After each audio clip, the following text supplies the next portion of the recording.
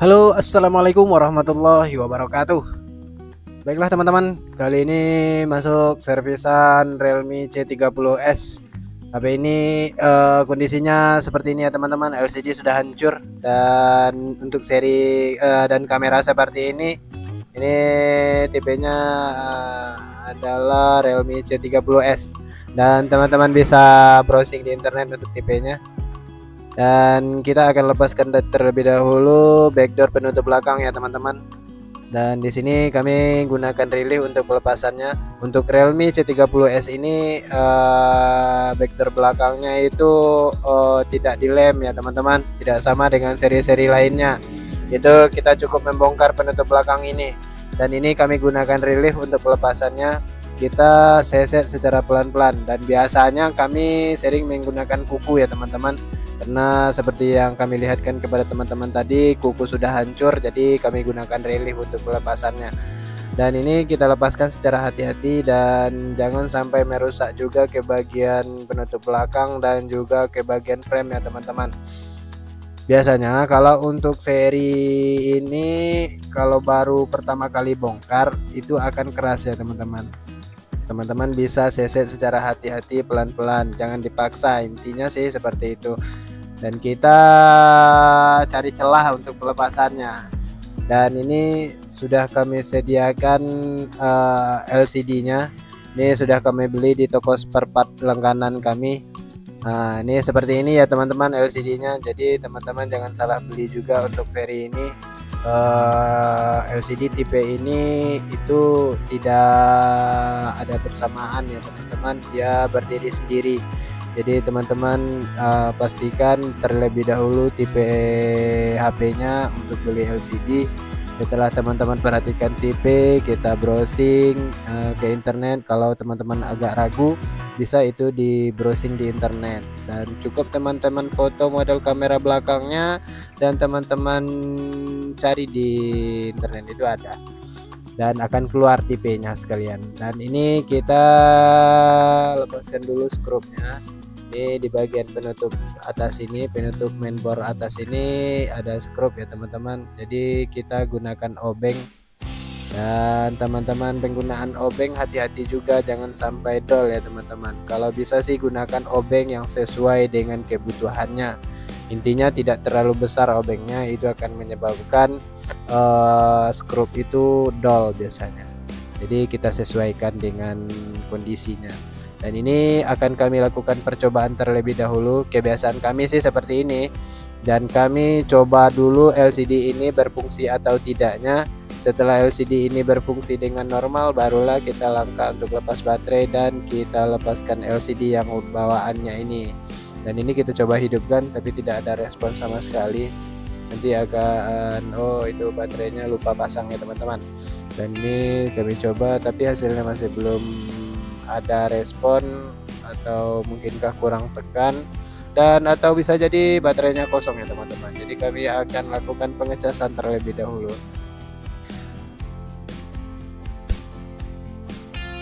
Dan kita lepaskan terlebih dahulu dan kita uji ya teman-teman, dan kami akan lakukan pengetesan dan kita lihat apakah baterainya ada atau tidak. Nanti akan kita lihat hasilnya.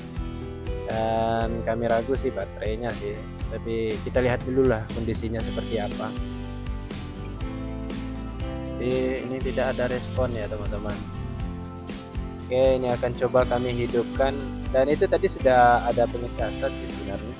Dan kami coba untuk hidupkan, atau apakah LCD ini yang bermasalah ya teman-teman. Jadi ini sudah hidup ya teman-teman.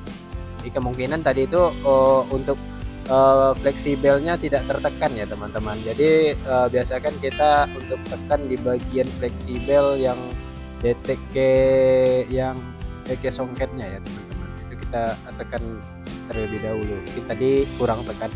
Dan ini sudah hidup LCD-nya. Dan nanti akan kita coba lagi untuk pengetesan layarnya ya, sentuhannya ya teman-teman.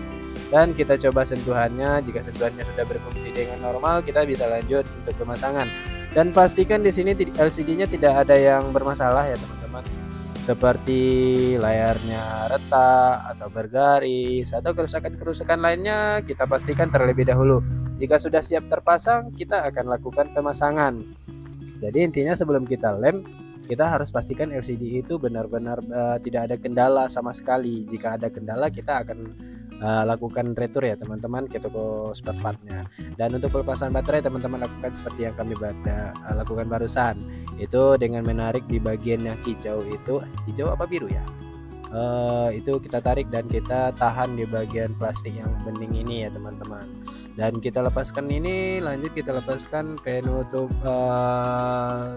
subbor bagian bawah ini perlu kita lepaskan karena tadi songket dari pengecasan itu di sini ya teman-teman. Jadi kita pastikan ini terlepas terlebih dahulu.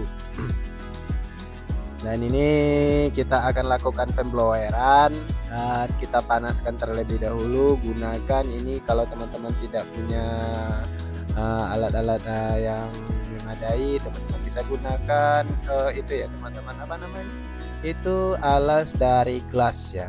Karena kami biasanya menggunakan alas dari gelas ini. Alas dari gelas ini itu bermacam tipe, ini yang full biasanya agak keras, jadi bisa kita gunakan, kita manfaatkan lah ini barang-barang yang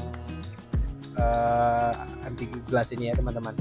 Oke, ini sudah terlepas karena lem dari bawahnya juga sudah terlepas sih sebenarnya, jadi tidak perlu untuk pembloweran sebenarnya. Jadi untuk teman-teman bisa lakukan, jika belum terlepas LCD-nya, teman-teman bisa blower ya teman-teman. Teman-teman blower, teman-teman panaskan sehingga lem yang ada di LCD dan antara LCD dan frame tulang ini terlepas terlebih dahulu dan melunak lemnya. Jadi barulah kita seset seperti yang kami lakukan tadi. Karena di sini tidak susah juga prosesnya dan lemnya sudah terlepas ya tadi, jadi mudah prosesnya. Dan ini kita presisikan ya teman-teman, jadi tidak ada bagian-bagian bentolan atau apalah itu yang mengganggu proses pemasangan kita. Jadi kita pastikan untuk bagian frame tulang dan LCD itu tidak ada celah. Jadi kita presisikan posisinya dan kita lakukan pembersihan juga di bagian sisa-sisa lemnya tadi ya teman-teman.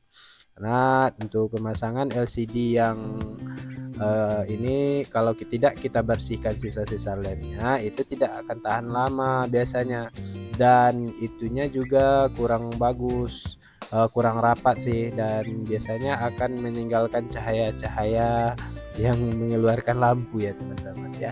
Seperti itulah kira-kira ya teman-teman. Jadi kami kurang paham juga untuk menjabarkannya, jadi kami sampaikan seperti itu. Intinya teman-teman pahamlah maksud kami seperti apa. Dan ini sudah selesai sih, tinggal kita bersihkan sisa lem ini. Untuk pembersihan sisa lem teman-teman bisa gunakan obeng yang runcing seperti ini ya teman-teman. Jadi teman-teman bersihkan sisa-sisa lem ini, pastikan dia benar-benar bersih. Dan ini frame tulangnya retak ya teman-teman, tadi ada copot sedikit, mungkin tidak akan kami pasang, nanti akan kami lakukan pengeleman saja dan kami tutup dengan lem ya teman-teman. Ini kami gunakan thinner untuk membersihkan sisa-sisa lem ini, dan dia juga akan melunakkan lem-lem yang lama itu ya teman-teman. Jadi proses pelepasannya mudah sih. Dan intinya kita harus gunakan obeng terlebih dahulu, benda yang keras terlebih dahulu kita seset seperti yang kami lakukan tadi di awal tadi. Setelah kita benar-benar dia terlepas, barulah kita bersihkan menggunakan thinner bisa, dan menggunakan alat tanpa thinner pun juga bisa. Tapi ini kami gunakan thinner ya teman-teman. Biasanya kami gunakan thinner ini biasanya benar-benar bersih, tidak ada sisa-sisa lem lagi. Dan jika teman-teman menggunakan thinner, teman-teman pastikan kameranya terlepas terlebih dahulu ya teman-teman. Biasanya kamera depan itu akan terkena thinner, jadi pastikan kamera ini benar-benar terlepas terlebih dahulu, barulah teman-teman gunakan thinner seperti yang kami lakukan barusan. Oke, sini sudah lemnya sudah bersih, tinggal kami rapikan kabel antenanya ini. Nanti akan kita pasangkan songketnya dan kita pasangkan LCD-nya. Tinggal kita lakukan pengeleman ya teman-teman. Dan sebelum kita lakukan pengeleman, kita bersihkan dulu, kita lepaskan terlebih dahulu penutup dari yang pelindung yang hitam itu, apa namanya, itu yang hijau itu, teman-teman lepaskan terlebih dahulu ya teman-teman. Jadi dan juga lem dari fleksibel itu ada double tipnya, teman-teman juga lepaskan bagian double tip tersebut. Jadi untuk menempelkan ya teman-teman ke antara fleksibel dan LCD. Jika tidak kita lepaskan nanti akan tidak presisi posisinya. Jika tidak presisi itu biasanya yang di bagian bawah itu akan kembung. Jadi karena tidak pas. Jadi kami akan lepaskan ini penutup double tipnya ya teman-teman. Nah di sini letak pengelemannya dan kita lakukan pengeleman terlebih dahulu. Jadi kita tarik sedikit, kita kasih ruang dan kita seset. Untuk penarikan ini jangan terlalu keras ya teman-teman, karena di bagian sini, di bagian fleksibel ini rentan sih permasalahannya. Dan kami lakukan pengeleman di bagian fleksibel terlebih dahulu. Dan untuk teman-teman melakukan pengeleman di bagian fleksibel ini, jangan sampai lem itu masuk ke bagian fleksibel ya teman-teman. Biasanya kalau kebanyakan lem itu yang menyebabkan LCD itu rusak. Jadi kita lakukan pengeleman terlebih dahulu di bagian bawah dan tidak terlalu banyak. Teman-teman juga bisa melakukan pengeleman di bagian frame tulang. Dan juga bisa seperti yang kami lakukan ini. Biasanya kami sih lebih nyaman seperti yang kami lakukan barusan. Kami lakukan pengeleman di bagian LCD. Dan itu risiko untuk nomboknya juga lebih sedikit sih dibanding kita lakukan pengeleman ke bagian tulang tersebut. Tapi yang namanya waktu nombok itu tidak ada pilih-pilih hari ya teman-teman, tidak ada tanggal merahnya. Tetap aja kalau namanya sial kita nombok lah teman-teman. Jadi yang sesuai yang kami lakukan biasanya ini lebih aman. Jadi intinya seperti itu. Kadang-kadang kita terlalu banyak kasih lem di bagian bawah, di bagian fleksibel tadi, itu akan menyebabkan LCD itu bermasalah. Jadi intinya untuk pengeleman di bagian bawah, baik teman-teman melakukan pengeleman di frame, jangan terlalu banyak lemnya di bagian bawah di bagian fleksibel tersebut. Dan itu akan mengurangi resiko teman-teman untuk nombok lah gitu.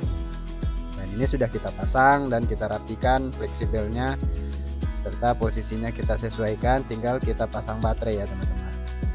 Dan ini kami langsung melakukan pemasangan ya teman-teman di bagian penutup mesin, penutup backdoor belakang langsung kami pasang.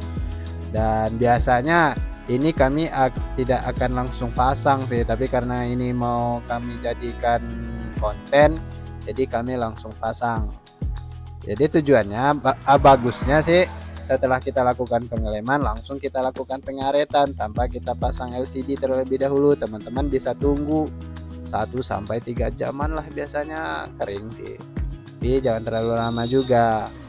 Dan ini langsung kami lakukan pemasangan serta langsung kami lakukan pemasangan di bagian kabel antena serta penutup dari mainboard ini ya teman-teman, agar teman-teman bisa tahu lah, bisa perhatikan lah prosesnya. Jadi intinya untuk pemasangan ini kita butuh jeli ya teman-teman, teliti ya teman-teman, dan pastikan semua komponen yang telah kita lepaskan tadi itu terpasang dengan benar. Jadi tidak bermasalah juga nantinya, misalnya skrupnya berapa tadi kita pasang lah, atau ada skrup yang kurang teman-teman bisa kasih tambah. Jadi sebanyak, kalau biasanya kami itu selalu sediakan stok skrup. Jadi jika ada konsumen yang skrupnya kurang akan kami tambahkan ya teman-teman. Hitung-hitung itu cari pahala lah. Dan meskipun usernya tidak tahu, kita ya Allah tahulah bagaimana kondisi kita lakukan kepada HP user. Ini sudah kita lakukan pemasangan skrup dan pastikan semua skrup ini sudah terpasang dengan benar ya teman-teman. Dan presisi posisinya. Setelah presisi barulah kita pasang penutup belakang. Jadi untuk pemasangan LCD, ganti LCD teman-teman bisa lakukan sendirilah di rumah, tanpa bawa-bawa ke konter. Tinggal teman-teman beli lem, teman-teman harus ada juga obeng sih. Jadi kita lakukan seperti yang kami lakukan barusan, dan ini kita lakukan pemasangan penutup belakang, presisikan posisinya serta pasang lagi bagian kartunya dan slot SIM-nya. Tinggal kita rapikan. Sebelum kita lakukan pengeleman, kita rapikan terlebih dahulu, kita presisikan posisinya ya teman-teman. Ini di bagian yang patah tadi, jadi kami kasih lem untuk menutupi bagian celah-celahnya ya teman-teman. Jadi teman-teman bisa kasih lem hitam seperti ini untuk mengakalinya. Sebenarnya sih untuk mengakalinya, dan sampaikan juga kepada yang punya agar tidak ditarik lemnya. Karena biasanya teman yang punya bersih-bersih gitu, ditariklah lemnya dan lepaskan. Jadi teman-teman kasih wejangan lah kepada yang punya jika ini remnya sudah patah, jadi sudah rapuh juga, tinggal kita sampaikanlah seperti itu. Oke, dan untuk pengaretan ini karena karet kami gunakan terlalu keras, kami biasanya tarik terlebih dahulu ya teman-teman, dan kami lakukan pengaretan seperti ini. Tinggal kita rapikan posisinya dan kita sesuaikan, dan jangan juga terlalu kencang. Dipaskan, sesuaikan dengan keadaannya, pastikan presisi. Tinggal kita hidupkan dan kita uji LCD-nya. Jika sentuhannya sudah normal, tinggal kita kembalikan dan jadi nota. Oke teman-teman, saya rasa sudah dulu sampai di sini. Untuk pengetesan teman-teman bisa perhatikan sendiri lah nanti. Dan ini sudah hidup juga. Oh ya, ini sudah hidup, tinggal kita lakukan pengetesan ya. Jika sudah berfungsi bisa kita kembalikan, dan saya rasa sudah cukup sampai di sini dulu perjumpaan kita. Semoga bermanfaat untuk teman-teman semua, terutama diri kami sendiri. Dan kami sudahi dengan wabillahi taufiq wal hidayah. Wassalamualaikum warahmatullahi wabarakatuh. Jangan lupa like dan subscribe ya teman-teman. Sampai jumpa di video lain kali. Oke, sudah sukses ya teman-teman.